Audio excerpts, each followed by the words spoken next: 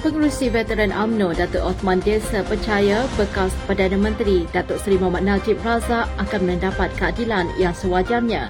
Beliau menyatakan sokongan terhadap Presiden UMNO Datuk Seri Dr. Ahmad Zahid Hamidi dan menyeru agar pengampunan penuh diberikan kepada Datuk Seri Najib kerana merasakan tindakan tersebut merupakan langkah yang wajar demi menghargai jasa dan sumbangan Najib kepada negara. Beliau yang juga Ahli Majlis Kerja Tertinggi UMNO menegaskan titah addendum berkait rapat dengan perbicaraan yang sedang berlangsung dan hanya mahkamah yang berhak menentukan keadilan dan mengharapkan Yang di-Pertuan Agong dan Lembaga Pengampunan akan mempertimbangkan permohonan tersebut dengan sebaik-baiknya. Dalam perkembangan yang lain, Peguam Bela UMNO Selangor, Datuk Hasnal Rizwa Merikan mendedahkan bahawa SRC International bersama dua anak syarikatnya telah memfailkan saman sivil terhadap UMNO Malaysia dan UMNO Negeri Selangor. Pengulas lanjut, Hasnal Rizwa yang juga Ketua UMNO Bahagian Selayang menjelaskan bahawa wang yang diberikan adalah sumbangan politik secara mutlak tanpa balasan dan percuma, di mana wang tersebut bukan hasil penyelewengan dana daripada SRC. Naib Ketua UMNO Bahagian Setiu Muhammad Iskandar Jaafar menifatkan cadangan beberapa pemimpin PAS untuk meletakkan pemimpin mereka sebagai calon Perdana Menteri sebagai langkah test market yang mencerminkan kekurangan idea dan keutamaan terhadap kuasa. Beliau menyatakan walaupun menyedari PAS belum layak untuk mengetuai negara, tindakan tersebut menunjukkan obsesi parti itu terhadap jawatan dan kuasa yang diselindungi imej Islami. Muhammad Iskandar turut mempersoalkan kemampuan Perikatan Nasional untuk memberi laluan kepada PAS atau PPBM sebagai Perdana Menteri jika menang PRU, memandangkan perbezaan kepentingan antara parti-parti tersebut. Malaysia terus mencatat kejayaan membanggakan dalam aspek keselamatan dengan penurunan ancaman keganasan seperti yang dilaporkan dalam Indeks Keganasan Global 2024.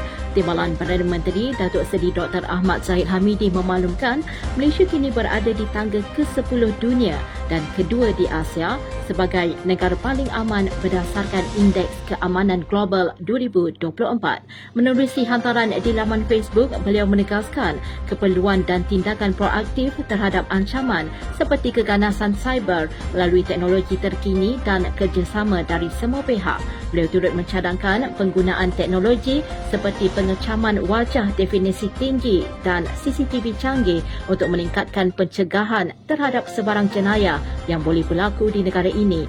Jelasnya koordinasi yang erat antara kerajaan, penguatkuasa, komuniti dan sektor swasta juga disifatkan kritikal untuk menangani ancaman keselamatan dengan lebih pantas dan tepat.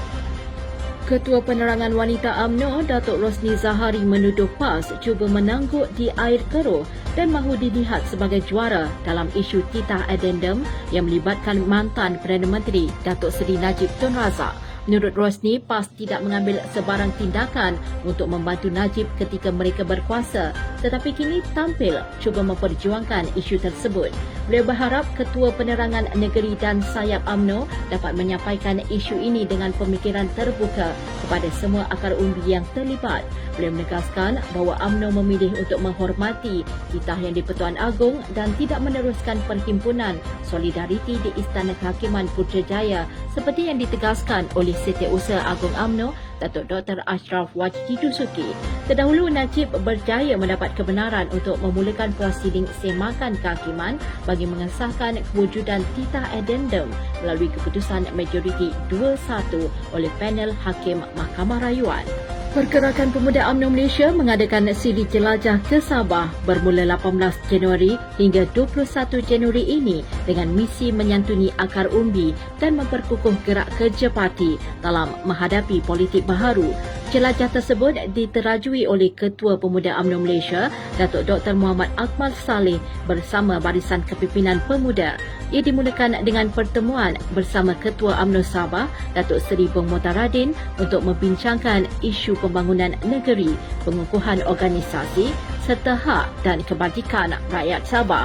Rombongan tersebut turut mengadakan pertemuan dengan jentera pemuda dari Tuaran, Kudat, Ranau, Keningau, Tenem dan Pensiangan bagi persediaan menghadapi pilihan raya negeri Sabah.